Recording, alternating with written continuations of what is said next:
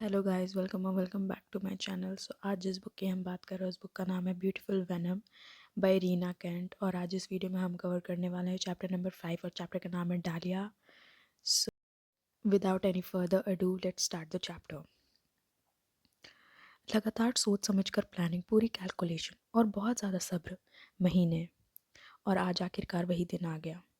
वो अपनी पसीने से भीगी हाथों को जीन्स पर साफ करती है, बाइक को पार्किंग स्पेस में लगाती है और धीमी रोशनी वाली गलियों से तेज़ कदमों से चलने लगती है। उसने सच में केन की एडवाइस फॉलो की थी और अपना सबसे रिलैक्स्ड आउटफिट पहना था, एक प्लेन ग्रे टी शर्ट और अपनी सबसे कंफर्टेबल स्नीकर्स जो थोड़ी सी घिसी हुई थी। अगर वो कहे कि उसे डर नहीं लग रहा था तो वो सीधा झूठ होगा। उसने वैनकोर की इनिशिएशंस के बारे में सिर्फ अफवाहें सुनी थी, पर उन सब में एक ही बात कॉमन थी, एक बहुत ही कठिन इंटरोगेशन प्रोसेस, फिजिकल और मेंटल टेस्ट से गुजरना और इंसानियत तक छीन ली जाना। लेकिन ये सिर्फ एक अफवाहें ही थी।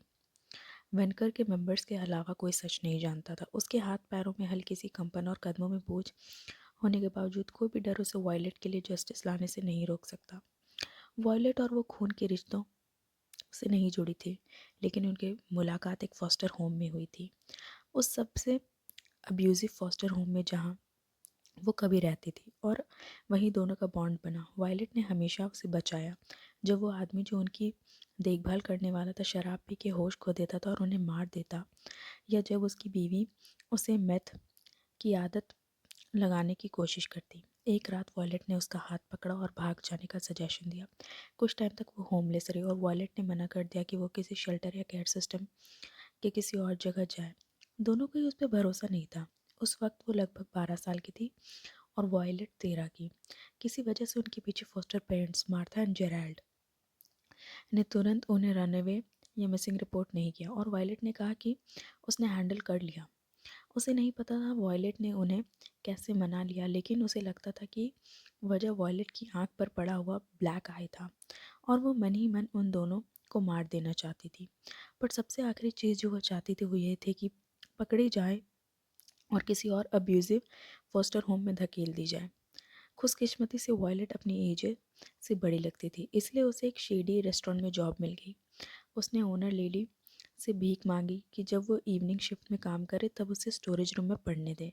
वॉयलेट उसे खाना खिलाती, इंश्योर करती कि उसके ग्रेड्स ठीक रहें और रात में उसे वॉक पर ले जाती। वॉयलेट उसकी माँ थी, पिता थी, बहन थी और उसकी सेवियर थी। जब वॉयलेट ठंड में खुद जम रही होती तब भी वो उसे बचाती थी। वो उसे खाना देती और खुद भूखी रह जाती। वो एक ऐसा वार्म शेल्टर थी जो उस जैसे बच्चों को कभी नहीं मिलता, जब तक उसे उससे छीन नहीं लिया गया। वैनकोर की वजह से उन्होंने उसकी ज़िंदगी एक लाइफलाइन काट दी और अब उसके पास सिर्फ एक चीज़ बची थी, ठंडे दिमाग से ली जाने वाली बदला की भूख। रोशनी और कम होती जाती जब तक सिर्फ कुछ बल्ब से जलते नहीं रह जाते। वो इतने दूर दूर हैं और इतनी कमज़ोर कि उसे आगे का रास्ता देखने के लिए फ़ोन का फ्लैशलाइट पर भरोसा करना पड़ता है। वो वो केन की भेजी हुई डायरेक्शंस फॉलो करती है, जो तब मुश्किल हो जाता है जब लाइट्स धीरे धीरे गायब हो जाती है, खासकर जब रास्ता अनइवन हो जाता है और मोड़ पे मोड़ आते हैं। आखिरकार वो एक पुरानी 3 मंजिला बिल्डिंग के सामने पहुंचती है जो अब उसे यूज़ में नहीं है। फ्रंट डोर के एंट्रेंस सीधे नज़र आते हुए भी छुपा हुआ है, एक ओवरग्रोन आयरन गेट के पीछे जो जंगली आइवी और बड़े बशेस से ढका हुआ है। पत्थर कुछ जगहों पर चिप्ड लगता है, ऊपर का हिस्सा ऐसा लगता है जैसे गिरने ही वाला हो, जबकि ग्राउंड फ्लोर अनस्टेबल वेट के नीचे करा रहा हो। एंट्रेंस के दोनों तरफ 6 आदमी खड़े हैं, काले लेदर जैकेट्स और पैंट्स में। सबने सिल्वर मास्क पहने हुए हैं जिन पर तालों और फेदर के सटल एनग्रेव्ड डिज़ाइंस बने हुए हैं, जो जंग लगे हुए लैंप्स की हल्की नारंगी रोशनी में चमक रहे हैं। वो रुक जाती है, अनश्योर कि उसे अंदर जाना चाहिए ही नहीं। खामोश रात में दरवाज़ा ज़ोर से चीखता हुआ खुलता है और वह चौंक जाती है। क्या मैं अंदर जा सकती हूँ? वो स्टैचू जैसे आदमियों से पूछती है, लेकिन कोई जवाब नहीं देता। ये एरी खामोशी खान फाड़ देने वाली लगती है। वो फ़ोन को ज़ोर से पकड़ती और धीरे धीरे एंट्रेंस की तरफ बढ़ती, सोचती हुई कि अगर उसे अंदर नहीं जाना होगा तो वो उसे रोक लेंगे। मास्क पहने चेहरों को देखकर जब उसे केन की प्रेजेंस महसूस नहीं होती तो उसे अजीब सी डिसअपॉइंटमेंट होती है। वो उनके हाथों की तरफ देखती है, लेकिन सबके हाथ ब्राउन लेदर ग्लव्स में ढके हुए होते हैं, इसलिए उसे ये नहीं दिख पाता कि उन्होंने ब्लैक रिंग्स पहनी हुई हैं या नहीं। संभल संभल कर कदम रखते हुए वो अधूरा खुला हुआ पुराना वुडन डोर के अंदर स्लिप करती है। अंदर लाइटिंग थोड़ी बेटर है, लेकिन अभी भी डिम, लगभग कैंडल लाइट जैसी। उसके सामने एक मीडियम साइज रिसेप्शन एरिया है जो कि एक पुराने होटल लॉबी जैसा लगता है।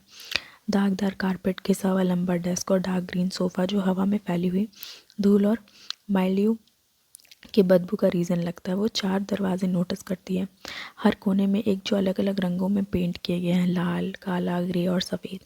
उसके साइड वर्जन में एक शैडो दिखती है और वो तुरंत घूम जाती है। उसका अलर्टनेस और बढ़ जाता है। एक औरत उसके सामने आती है जिसने भी आदमियों जैसे ही मास्क और ग्लव्स पहने हुए। फ़र्क सिर्फ इतना था कि उसने ब्लैक ड्रेस और टाइट ब्राउन लेदर कॉर्सेट पहना हुआ है। वो अपना हाथ उसके फ़ोन की तरफ बढ़ाती है जिसे वो अभी तक ज़ोर से पकड़े हुए हैं।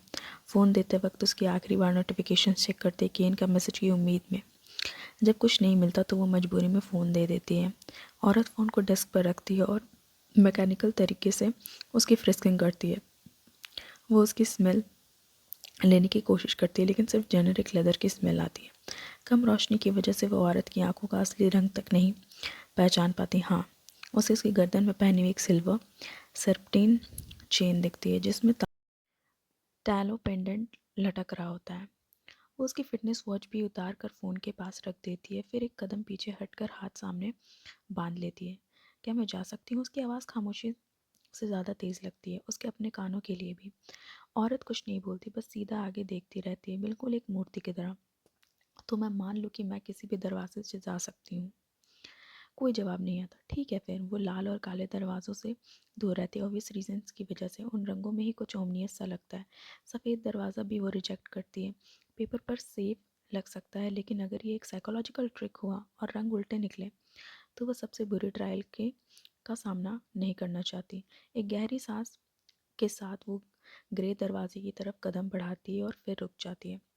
उसे केन की कही हुई बात याद आती, सिर्फ सीनियर मेंबर्स ही ब्लैक रिंग्स पहनते हैं।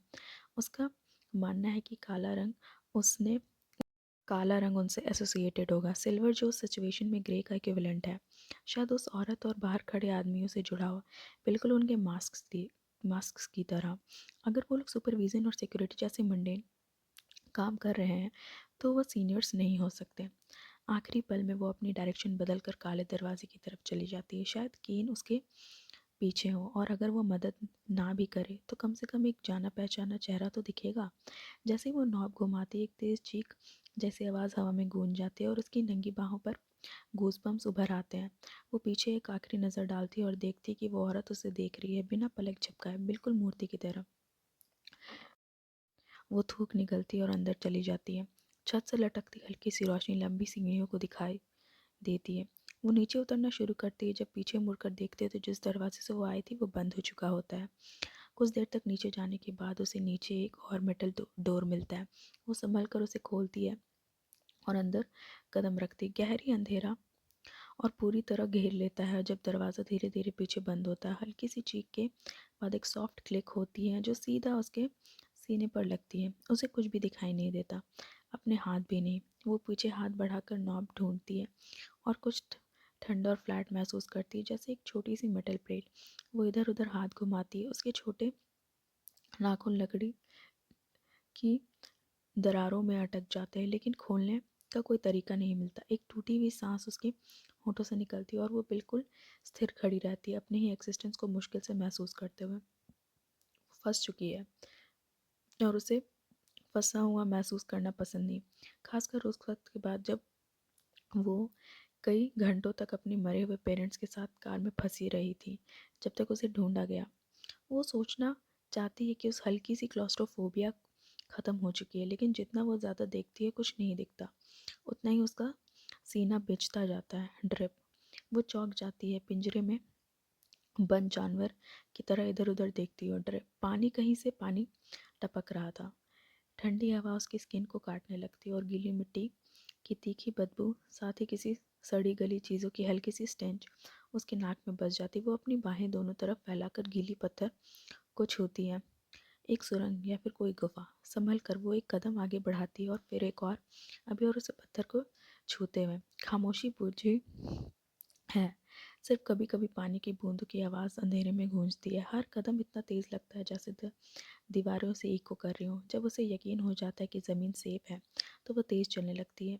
कपड़े उसकी स्किन से चिपक रहे हैं और दिल ज़ोर ज़ोर से धड़क रहा है, इतना ज़ोर से कि उसे सिर्फ अपने कानों में थंपिंग सुनाई देती है। किसी ने कभी कहा था कि अंधेरा डरावना नहीं होता, बल्कि वो चीज़ डरावनी होती है जो उसे अंदर छुपी है।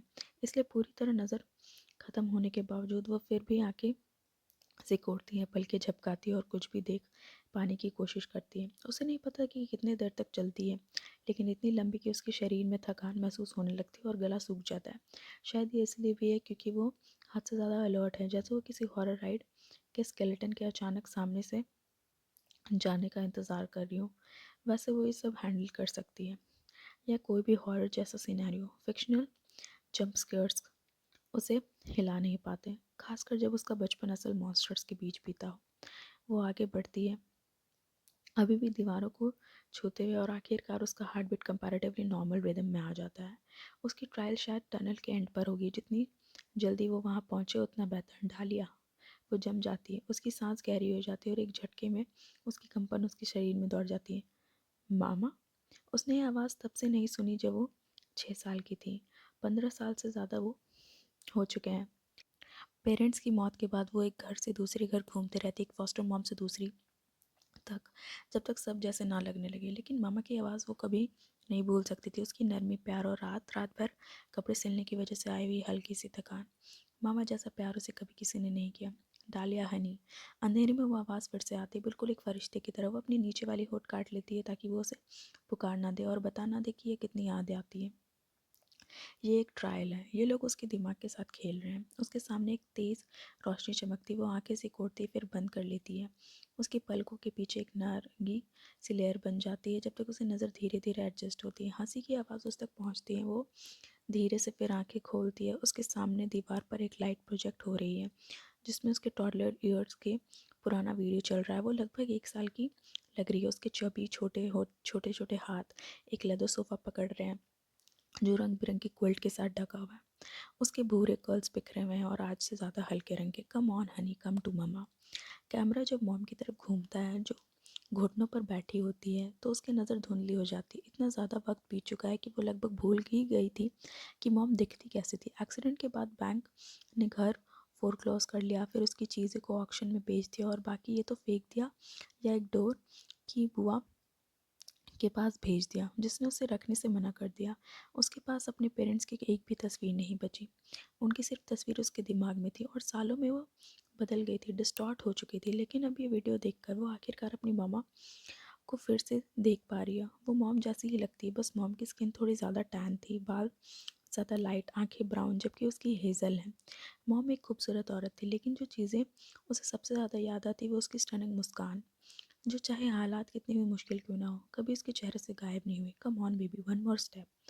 मॉम इनकरेज करती है, दोनों हाथ आगे बढ़ाकर। छोटी सी वो आखिरकार हिम्मत करती है।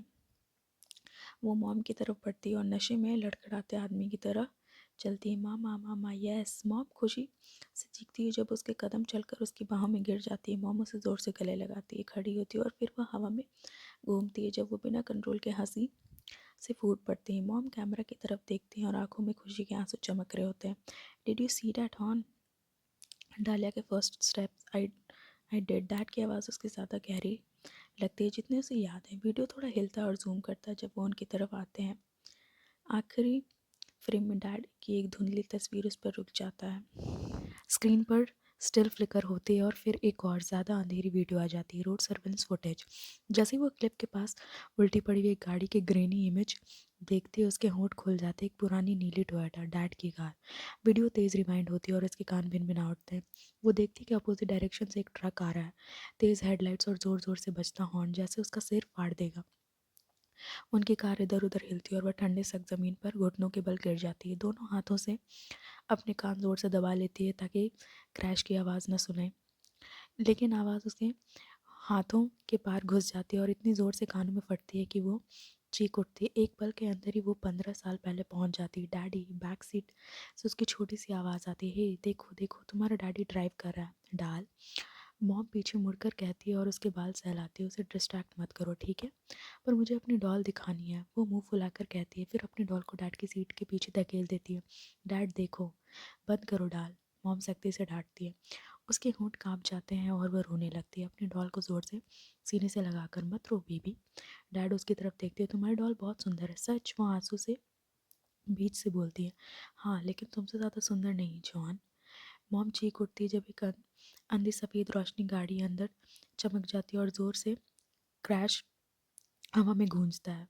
आखिरी चीज़ जो वो देखती है एक लाल धुआं और खाली बेजान आंखें होती हैं। उसका चेहरा आंसू से भरा होता है जब वो स्क्रीन पर चलती हुई वीडियो को धूप में देखती है। तुमने हमें क्यों मारा डालिया? मॉम की उदास आवाज़ पूछती है। क्यों? मैं जानबूझकर नहीं किया मॉम, मुझे नहीं पता था। तुमने मुझे डिसअपॉइंट किया डालिया। डैड की आवाज़ उसके कान के इतनी पास से आती है कि उसका पूरा जिस्म कांप उठता है। डैड, वो धीरे से बोलती है और घूम कर देखती है, लेकिन वहाँ कोई नहीं था। उसके चारों तरफ हर जगह एक्सीडेंट की प्रोजेक्शंस होती हैं, आगे पीछे, दीवारों पर, ज़मीन पर। उसका नाइटमेयर भयानक जिंदा डिटेल के साथ बार बार रिपीट होता है। हर बार जब क्रैश की आवाज़ गूंजती है वो चीख उठती है और हर बार उसकी सड़क पर जलते रबड़ की बू आती है और अपने पेरेंट्स को खून की मेटालिक तीखा स्वाद महसूस होता है। कि पूरी ज़िंदगी में उसने यही सीखा है कि अगर उसे कुछ करवाना है तो उसे खुद ही करना पड़ेगा। चमकते हुए आर्मर वाले नाइट सिर्फ फिक्शन में होते हैं।